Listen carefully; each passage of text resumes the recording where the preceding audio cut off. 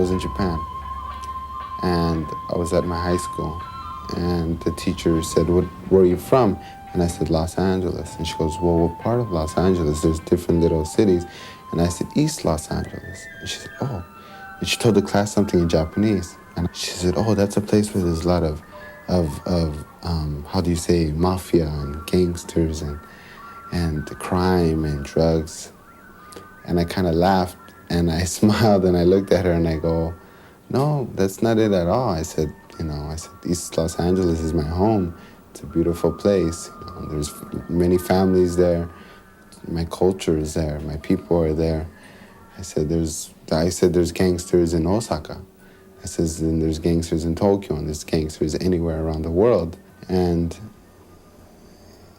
at that point, I realized that there is this image of East Los Angeles. East Los Angeles は僕のラサ、それは僕の家、僕のファミリー、それはイーストロサンゼルです。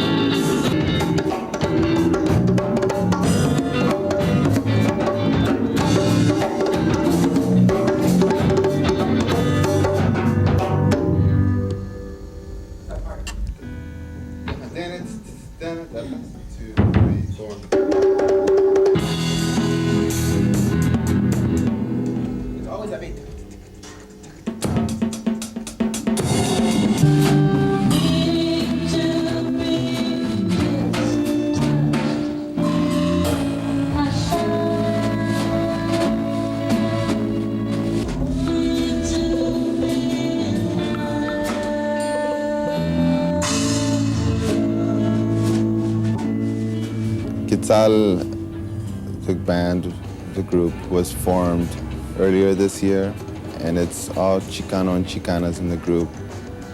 And our style of music is somewhere from a mix between Santana and the Beatles. And we do traditional songs and old traditional Mexican songs and today's kind of young alternative music songs. Ouch! The first time I got into drumming was through Taiko, the Japanese drum. And now I do congas and timbales. But the Taiko was the first drumming I ever did. And the first time I remember seeing Taiko was at a wedding, a Japanese wedding. And there was a Taiko group that performed there. And that was the first time I remember feeling that much energy and power. You could feel each beat, each time they hit the drum, you could just feel it throughout your body, and it's like took your soul.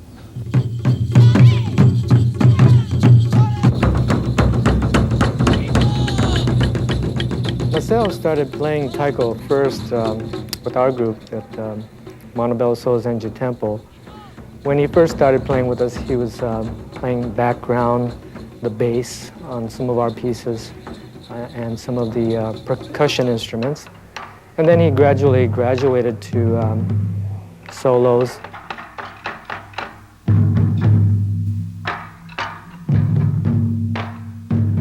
The group Ondekoza, which was originated by Densan,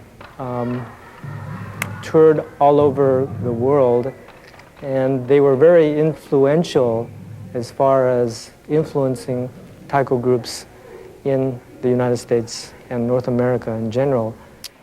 One day, Ondekoza came into town, and we went to their practice, and their director saw Maceo, and he saw his usefulness and his enthusiasm for taiko, and recruited him in his group.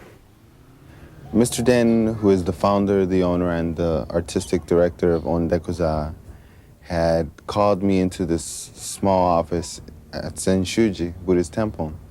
And him and a translator sat down with me. And at first I was kind of scared, like maybe I'd done something wrong. And he sat me down and he said, Mr. Den wants you to join the group. he wants you to come this summer with him to Europe and to do some touring with them and, you know, be a member of the group. And he also wanted me to go to Japan because they were going to be doing a concert for the emperor. And he was telling me that the old Japanese are very racist, so he wanted to break that gap, and he wanted me to play the big Ondekoza in front of the emperor and blow him away, so he would say, oh, look, you know, Mexicans can do our art, and, you know, that would shock him. I was only 13, and I was a 9th grader at Robert Louis Stevenson Junior High School. It was a hard, you know, it was a hard decision, you know. Being my only child, it was really hard to make. You know, Japan is so far, but you know, I never wanted to be the type of person that, you know, or type of parent that, you know, that years later he's going to say, I could have done this, but you know, you never let me. So, and plus, I just could see in his eyes that he really wanted to be in Japan. Ondekoza means Oni Taiko, which means in English, demon drummers.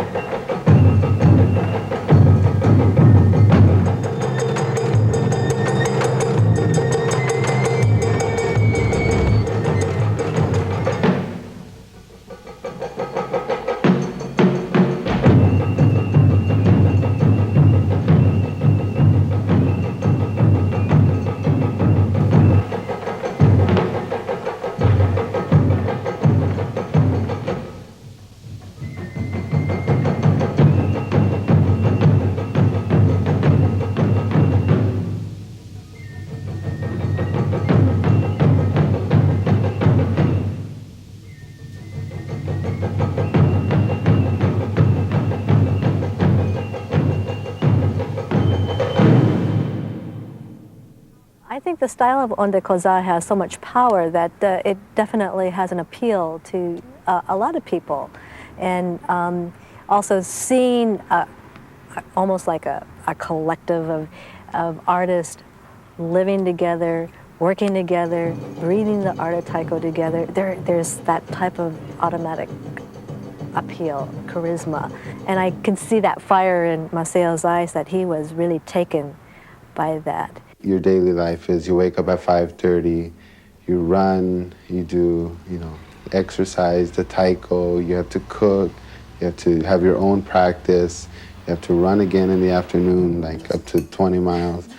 You know, you finally get home like around 4:35 or whatever, as fast as you had to run, and take a bath, and you still have to try to practice for tomorrow's, and it really gets frustrating. There's a lot of people that just leave the group. There's a lot of times that I just like, what am I doing here, you know?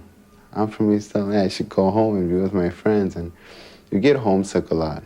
He is really different from a lot of the people that he lives with. You know, he sort of stands out because he's not Japanese, right? And, you know, so although I think that, you know, because he's learning the language and the culture, and it's just like an everyday thing to him, I'm sure it's an influence on him, but,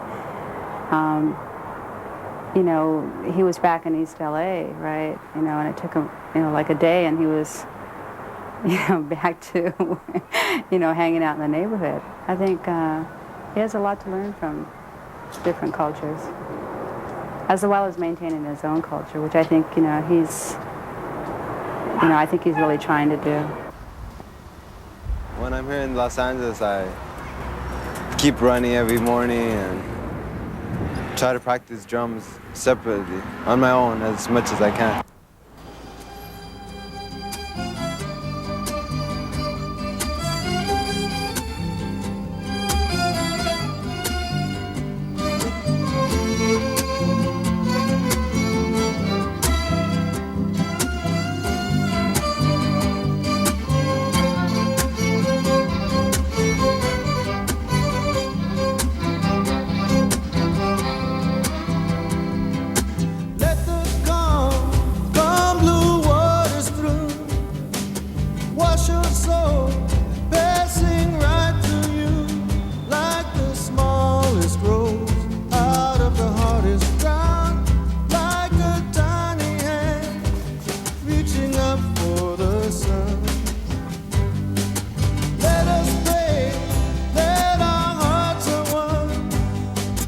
toughest love is the strongest one. Like a crippled man fights his bitter pain on too tired legs. Hope to walk once again. Stay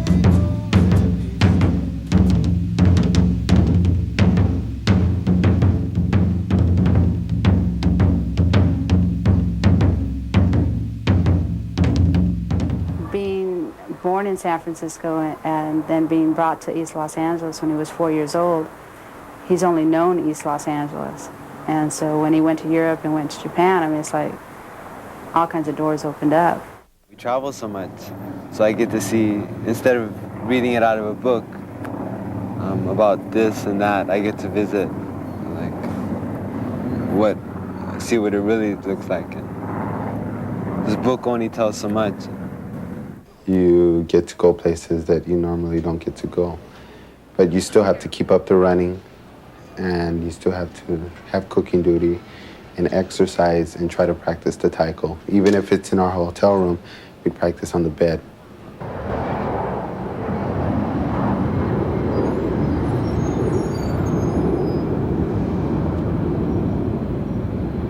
I got to Japan, I was from East L.A, so I was, oh, okay, just trying to hit the drum as hard as I could. But then as you practice and practice, your style sort of changes. And I saw a lot of other taiko groups throughout Japan, so I try to get something from them, but think about where I came from and what I came to do taiko for. Try to build my own style. Usually when I play, I try to bring out the Mexican in me, the Chicano in me.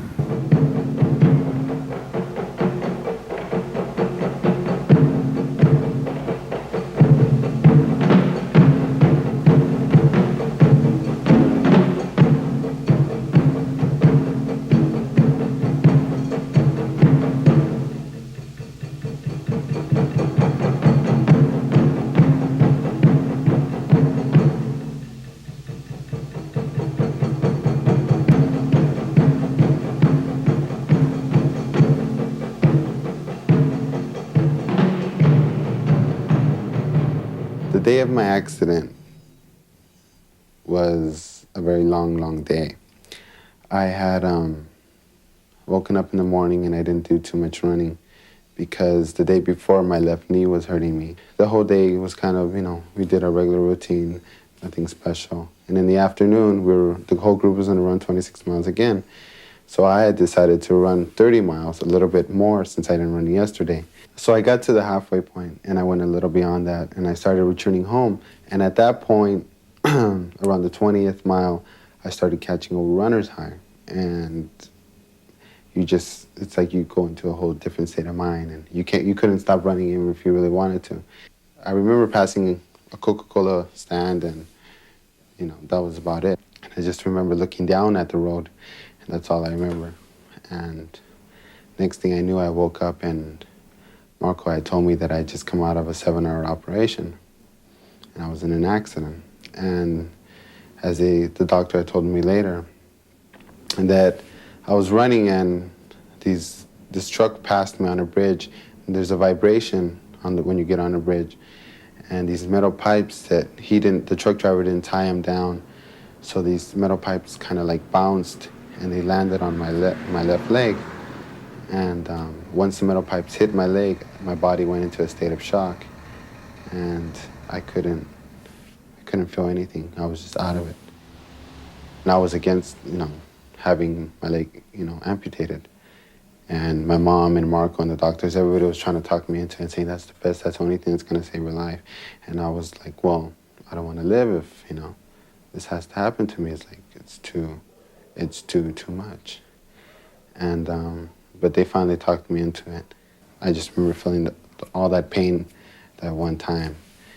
And they got me to my room and I was just jumping and there was like 5 nurses around. There was like, I was just like throwing my arms in the air and everything. And I couldn't believe the pain. And even my mom was yelling and screaming like, give him something to kill the pain, give him something. And they finally gave me a shot. And I just remember this one nurse just giving me the shot and I just remember passing out. And after that, I was going through so many down days and high days. And there was days where I would just wake up and I'd be happy. And there were days when I would just wake up and I'd just be very sad. And you could have me happy for 1 hour, and the next hour I'd be a mess. I didn't want to stay in the hospital. I was very depressed in there. So after maybe 3 weeks after the operation, I was already in a wheelchair, and the group was sneaking me out of the hospital to go outside and to go here to Taiko. And we were getting in trouble all the time, you know. I loved Taiko so much that I wasn't going to let anything stop me from doing it. And at that point, I really needed Taiko. Like, to touch something, have something touch me and feel me, you know, my soul and everything. And that was the main thing that was there for me a lot. And that got me through a lot of bad points. So many good things had been happening to him that it was just really hard to think that this had happened to him, you know, something so devastating that was going to actually affect the rest of his life. The biggest adjustment is you can't do as much as you normally can do. Since I'm amputated above the knee, I don't have a knee, so I don't have anything to bend. See, if I was amputated below the knee, I could probably maybe still run, maybe even faster than I normally would. But since I don't have a knee, it's harder, and I can't run and as much. You know, I could only run maybe 10 steps and get very tired or something. And it's heavier, and it's just more of a pain. I should have stayed in my hospital room for like maybe 5 to 6 months longer, but I was only in for maybe 2 months, and I had already started. Everything was pushed up in a way because I had to go to New York and run the marathon and play Carnegie Hall. As each day came towards the marathon, everyone said, you shouldn't do it, you shouldn't do it. And, you know, and I kept saying, I should. There was no doubt in my mind I was gonna do it. I woke up early in the morning when everybody else did, and I had good morning, and I said, everybody, like, no, I'll see you at the finish line. So I started the New York Marathon, and I was like so confident that I could finish this. As I was running, I crossed a bridge, and an Ondekoza member passed me by, Yamamoto, the #1 runner. And like, he said, Maceo, and I turned around, I saw him. And he was like, you're running, you know, that's good, you know, you're going. Each member like would pass me by and stuff, and they were like, they were happy to see me keep going. There was a member who ran to see me, to see if she could find me. She ran and told them, Maceo's coming. Then I looked, and everybody just jumped on the Taiko. And they were banging on it until I crossed the finish line. And crossing the finish line was like reaching heaven. And I got to the stage, and I said, "Skara-sama deshita," which means I'm finished, we're finished. And Mr. Den goes, "Not yet, you still have work to do." And he pointed to the big odaiko. And throughout my whole life with Ondekoza, I had never hit the odaiko, given my heart and soul into a solo. And I always said, after I run a marathon, that's gonna be the first time I give it my all. So this was my big opportunity. I was on center stage.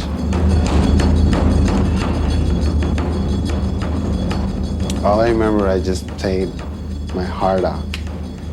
And when I finished playing, I collapsed. Like, I just put my bachis down. I bowed to the drum. And I remember going up to the drum, and I gave it a kiss in the center of the taiko. And I gave the drum a kiss and said, I love you.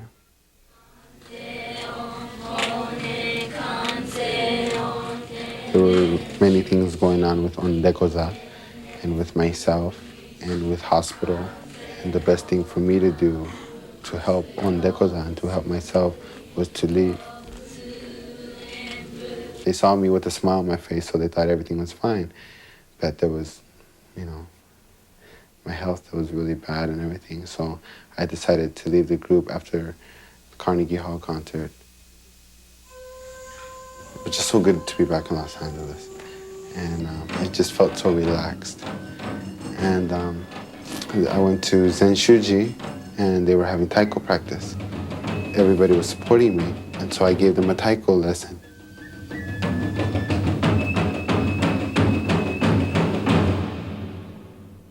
seems Judy's the only one smiling. Yeah, babe, you smile. The only people, you guys only smile when you make mistakes. We don't have to share anymore. So just remember, oh, and the girls too. Mr. Seki was saying that when you go down to make it more strong. No, my left hand is the one that's staying up. It's this No, one. it's this hand that's going down. No, it's this hand, my right hand. This hand, I just saw it now. No, because... I guess I'm kind of above everyone else, so it's, I guess, there's a lot of people that kind of look up to me, and it makes me feel pretty good inside. Lights go on this, but you wanted that screen.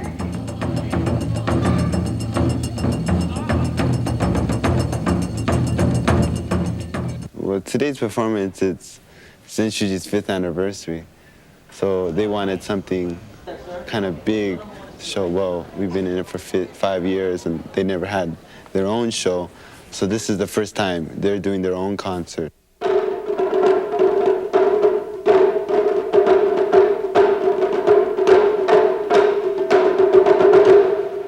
In the beginning, they wanted everything like Ondekoza, everything, the same look, same style.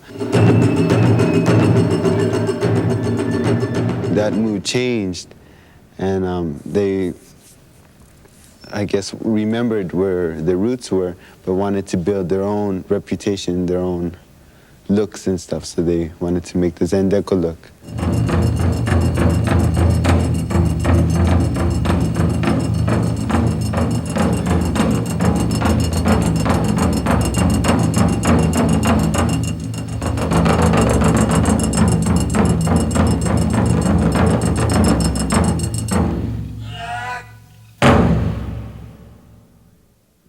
The little blocks that I'm playing are wooden blocks. There's 4 from Japan, 1 square box from Africa, and 1 other square box from America.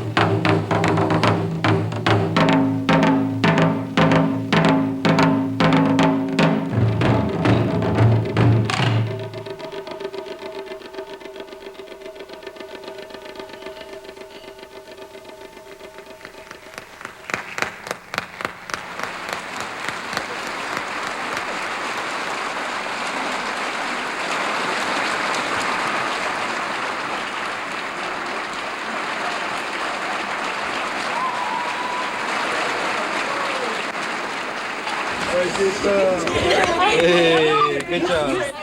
I admire him in that what he's gone through, it could happen to anybody. I mean, it's not within the Japanese American community or the Latino community, but this cross-cultural, I mean, this diversity, you know, we're all together. It's like right back to the human aspect of something that we all share and need to do is to become introspective so that we could know who we are, so that we can give back again to the community, you know, to the society.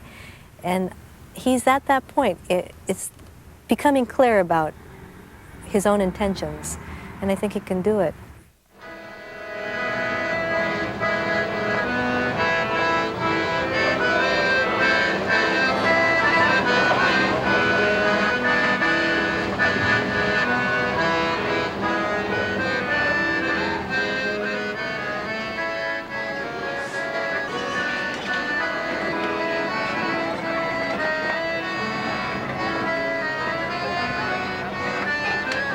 Okay, Good morning, everybody. Good morning. Well, this whole week, they're celebrating Dia de los Muertos, and it's to honor the dead. So they have these little festivals and stuff. So today, I'm in charge. Instructing a class of these skull cookies. And what the kids do is they get to decorate them, use their imaginations to the way they like it. So they decorate the cookies and then they eat them.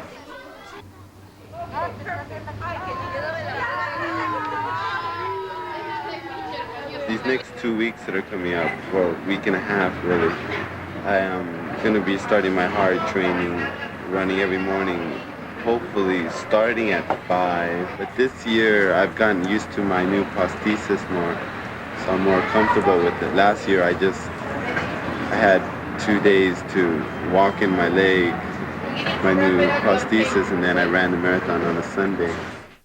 Doing a marathon the second time, it's kind of to prove it to myself and to prove it to Ondekoza and Mr. Dan that, I could keep going on.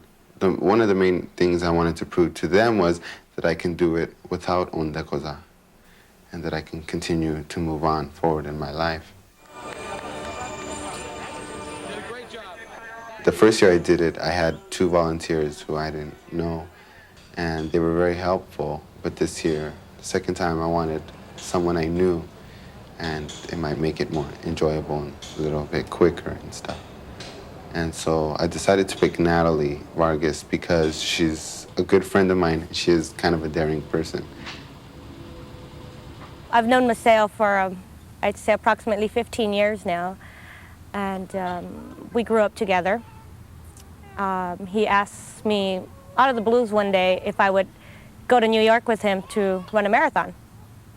And I said yes, I would do it, and not realizing what I was getting myself into. I have no previous experience with running a marathon, let alone running even a small 10K or 5K. I had never ran anything. I think it finally hit me the day actually before the marathon. Maceo and I went out to Central Park to do a somewhat training, and it was just like, we are training 1 day before the marathon. This is not going to work. Achilles Track Club is a group of disabled runners, and we believe in participating with the general public in long-distance running. This morning we have 115 participants, and this is quite a number. They represent 18 foreign countries where we have chapters, and the number of finishers this year will be approximately 110. If there's a disability that you've heard of, it's probably represented out there today. I remember I couldn't really sleep that well because I was so nervous, because I remembered how it was last year, and I was like, there's so much pressure and there's so much excitement. What comes to mind? Well, just the group, Ondekoza, and different things we've gone through, different races we've been to, last year's marathon, the Carnegie Hall concert, everything just seems to come back.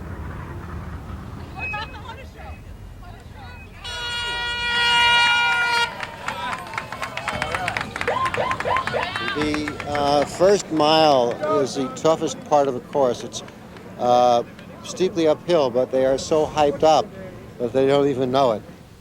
And for about half a mile, you're really excited. Then once you hit that 1 mile, you're like, what am I doing? Why am I here? What do I got to prove, The first 4-6 miles, he was doing really good. At that point, the mile lines were coming up really fast and we could not feel it yet. And it was about the 10th, between the 10th and 13th, he was starting to feel it at the 10th mile line.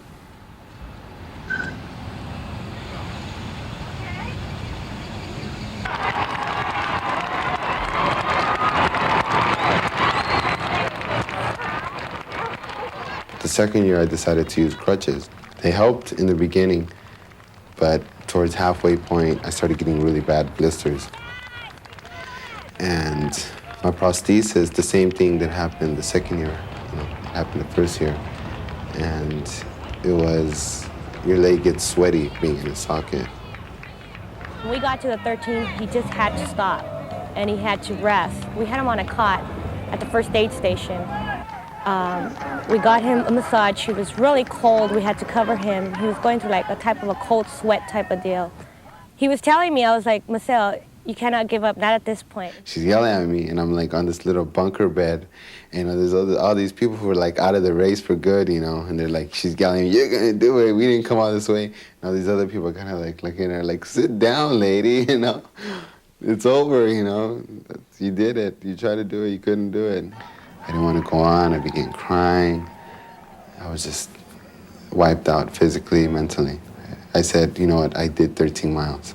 That's, you know, that's good. And now I'll say, you know what, that's great. You know, a lot of people don't even run 13 miles, don't even walk 13 miles. She said, that's great, but we're not finished yet. So she struggled with me for, I think it was close to an hour, the 13th mile, to get up and let's go already. She said, if I gotta drag you, we're gonna finish this. I started to feel a pain in one of my ankles and I was beginning to, I think there was a sense of wanting to give up as well. But if I had just lectured this guy at the 13th mile that we were gonna get this done together, I couldn't let him down at that point. You got 2 miles to go, looking good. And you got a downhill coming up. Right away, nice going.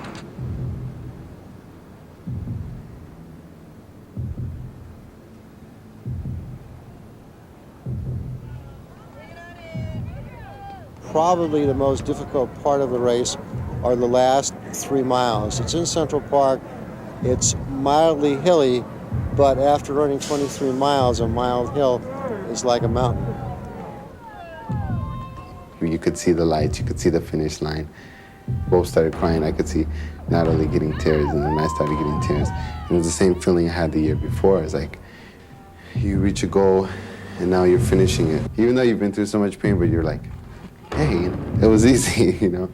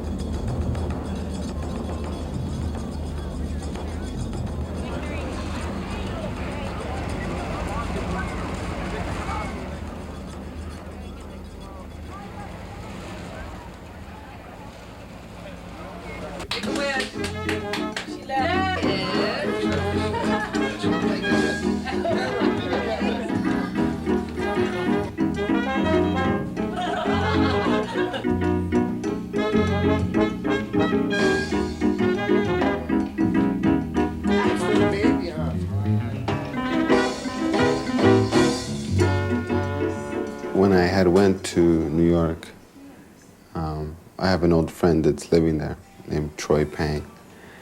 And we've known each other since birth. We were born in San Francisco in the same hospital by the same doctor.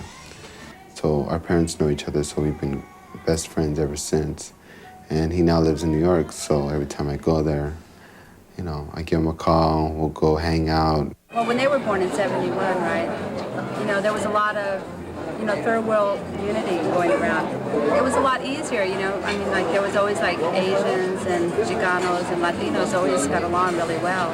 And so there was always that mixture. You know, they would teach each other things, they learned from each other about what was going on in their communities. And I think each of them has a pretty strong pride in their own communities.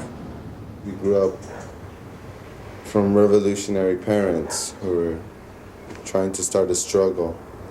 And we were talking about it. It was a good experience for us because we got to see a different side of our country and ourselves and our people, and not just what school books, you know, say or what we listen on television. And one of the main things, I think, you know, people who are involved in that type of movement was that, you know, they had to have like respect for other peoples as well as themselves. So I think that's like something that we've benefited from that.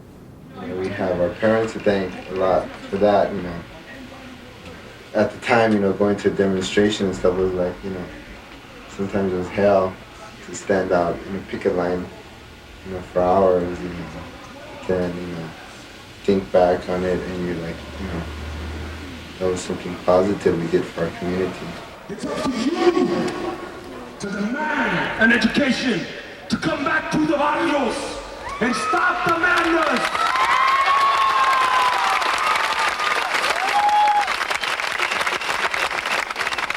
¡Sí se puede! ¡Sí se puede! ¡Sí se puede! ¡Ahúa!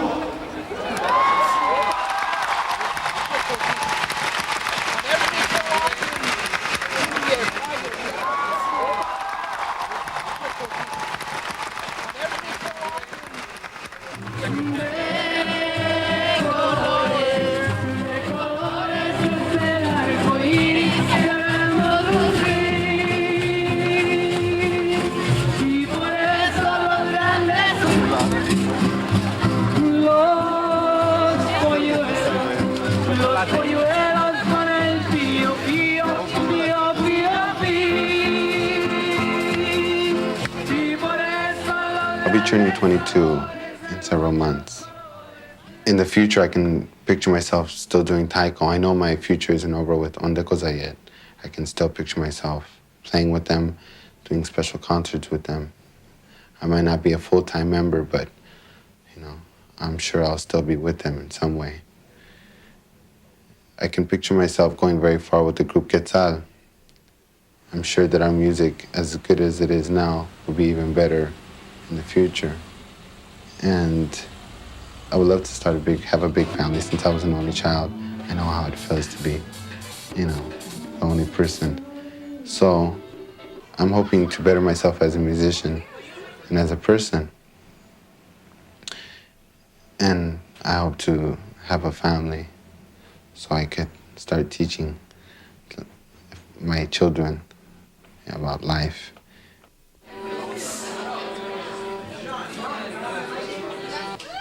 And we have something very special for you. It's the world premiere of Quetzal.